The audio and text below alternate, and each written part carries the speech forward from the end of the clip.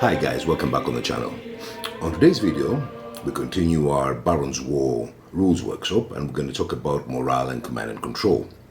We're going to start about the basics and then go into more complicated, but in general it's quite straightforward. So we have a command group here that has two mounted knights, one Bannerman, the commander and the bishop. We have a friendly unit of 8 sergeants and we have an enemy unit of 6 knights. So let's talk a little bit about command and control, and let's start about the basics. A commander has a 6-inch range.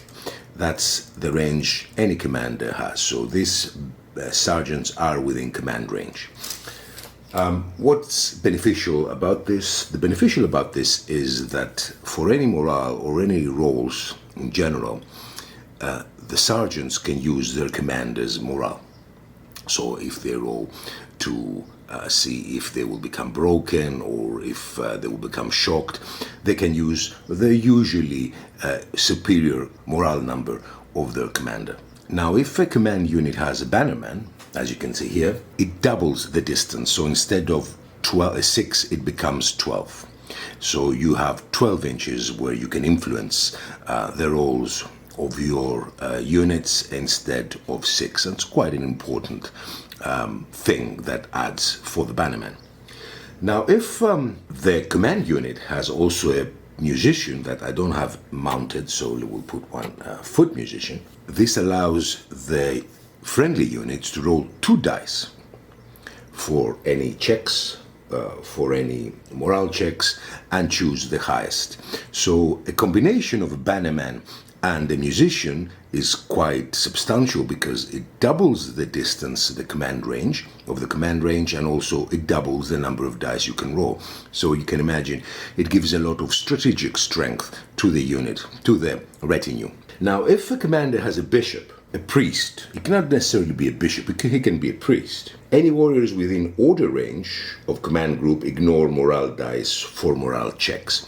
If you remember, if you've seen some workshops I did, or maybe I don't remember if I mentioned it, or maybe in the flip through, when a unit takes a morale test, it always adds the morale die that is currently there. So for example, if the foot sergeants have, let's say, they're regular and then they have a morale roll required of 4+, if they have a 2 in their command, in their morale die, they need 6 in order to pass. So it is a negative modifier positive in this case. But if you have a bishop or a monk or any kind of religious figure within your command group, this 2 is ignored, and that would mean that the sergeants will need to roll a 4+ or a 5+ or whatever their actual morale number is without ignoring the morale die. So another very, very beneficial rule that helps units pass their morale tests. So to recap this first part, depending on the consistency of your command group, if he has a musician, if he has a Bannerman, if he has a bishop or a religious figure, it gets extra perks that help him control and help his units pass morale tests. Another thing that it's important for you to be in command range is the orders. Every commander has a specific number of orders depending on the army list and depending on his quality. This will be defined by the army lists.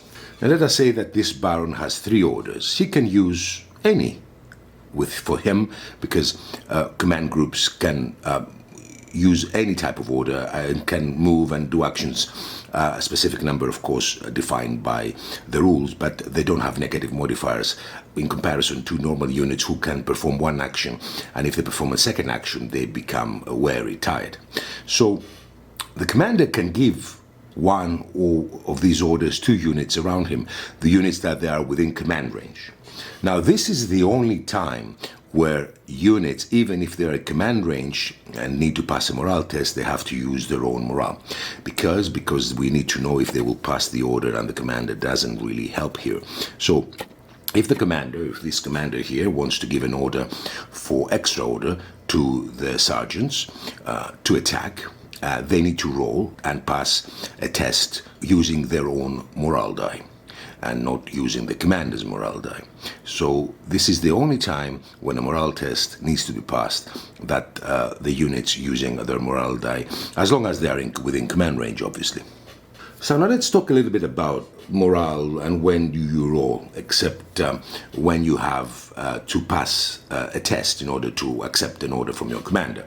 Units get shocked and broken, and this is a result of morale tests. So a unit becomes shocked when they take at least 25% casualties from a particular type of weapon, as noted in the weapon's ability. So this is applicable, for example, to lances or to crossbows. They have a specific ability. So if you're shot by a crossbow or you're attacked by a lance and you get 25% casualties of your original number, that you become shocked, you don't break. What's the difference between shocked and break? We will discuss it. So another way you become shocked is if you lose 50% of your warriors in a single combat action. So if this knights attack and they cause 50% casualties in one melee to the sergeants will roll, and if they fail they will become shocked, they will not break. So let's continue with the broken. Basically, broken is very straightforward. You lose a combat action and suffer a cumulative total of 25% casualties from the total number they started the game with, then you become broken if you fail again the morale test. So this is basically the broken and the shocked differences. Again, let's recap. Shock is when you have 25% casualties from a specific weapon, and that it mentions in the army list that you get shocked from, or you lose 50% casualties in one combat round. Broken is normal when you lose 25%, when you have 25% casualties of your total number during a hand-to-hand combat and you become broken. Let's talk about rallying. Now, the groups must use their action to attempt to rally. If you're broken, if you're shocked, you cannot do anything else, and you must attempt to rally during your action phase. Or you can be ordered to rally, as we said, by a commander giving you a rally order. To rally a group makes a morale check. If successful, remove the broken or shocked token, replacing it with a wary token if the group doesn't already have one, and then you can carry any actions. So if you are broken, and let's see the broken marker. So if you are broken and you rally and you remove the broken marker, you become wary. That means you're tired. You get -1 in all dice, hand-to-hand combat, any dice you're going to roll, you get a -1. If you become shocked, if you fail your morale test and you become shocked, you're automatically wary already. And if you rally from shocked, you remove the shocked marker, but you still are wary. The worry tokens are removed during the housekeeping phase, depending also if you have a morale die. We'll talk about this in another video. Now, when do you become wary? For example, if you perform, as I said previously, a second action. If you had your action ready, so let's say you had your hand-to-hand combat with the foot knights, and then your commander decides to give you another order to attack again, and then you have to, if you manage to pass the test and the order is followed, you become wary and you fight with a -1. So it's a double-edged knife. You have another action, but you become wary, and this stays up till the end of the round, the housekeeping phase. Another reason you become wary is when you perform a running action. You can decide to run, and this is double your normal movement rate. If you decide to run, you become wary immediately. And then, as I said previously, units who are shocked become wary automatically, and units who rally from broken become wary as well. And as we said, as the wary effects are -1 to all dice rolls while they are in play. So let's go again and recap the morale test. When do you roll for morale? When you lose a cumulatively a total of 25% casualties, when you respond to an order action, when action some specific abilities. Every unit has some specific abilities, some characteristics, some traits that are applicable. Some of them require morale tests in order to be performed. Not all of them, but some of them require. Psychology, when you fear or hatred your opponent, rally when broken, rally when shocked, and improve current morale.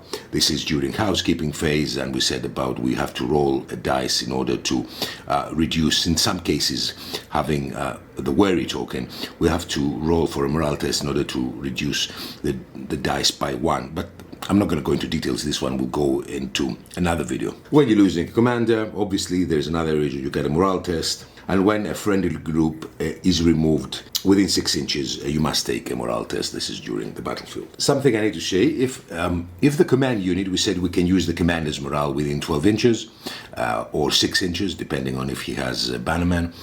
If the commander is broken or shocked, you cannot use the commander's morale. The commander has to be in good condition in order for you to use his morale to pass tests.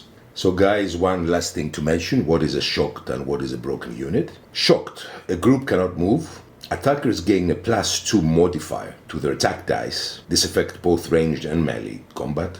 Shocked warriors defend without shield rolls, and shocked groups can only be given a rally action. A broken unit, and let's see the broken unit characteristics. Broken groups that are charged by an enemy are automatically hit by their attackers. Ranged attacks must still roll to hit as normal. The broken group do have a chance to defend each of these successful attacks, but do not receive a shield roll. Broken groups do not take morale checks when in combat. And that's the characteristics of the broken groups, the two differences. So this is for me, guys. I hope this was an interesting and enlightening video. Morale and command and control of these brilliant Baron's Wars rules, one of my favorite skirmish rules, especially for the Baron War era. Thank you so much for watching. I hope you enjoyed the video. Have a great weekend, and bye-bye.